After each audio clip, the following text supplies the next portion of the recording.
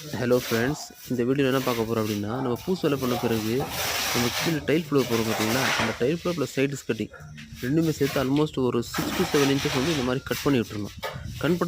Cut பண்ணுறதுனால என்ன நமக்கு யூஸ் அப்படின்னா, ஸோ நம்ம சைடிஸ் கட்டிங் போட்டோம் அப்படின்னா நம்ம பூசு வேலை என்ன லெவல் இருக்கோ அந்த லெவலுக்கு வந்து ஃபினிஷிங் வந்துடும்.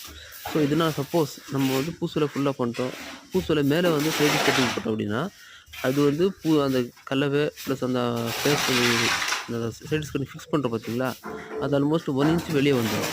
ஸோ இதனால் நான் கப்போர்டு வைக்கும்போது அந்த பீரோ வைக்கும்போது 1 இன்ச் கேப் ஈஸியாக தெரியும். ஸோ இதனால் என்ன பண்ணோம், நம்ம வந்து அந்த மாதிரி கட் பண்ணிவிட்டு டைல்ஸ் வந்து அந்த அந்த பூசுல லெவலுக்கே வந்து டைல்ஸ் கட்டிங் வந்து ஃபிக்ஸ் பண்ணணும். ஸோ இதனால் நம்ம என்ன ஆகும், கேப் தெரியாது.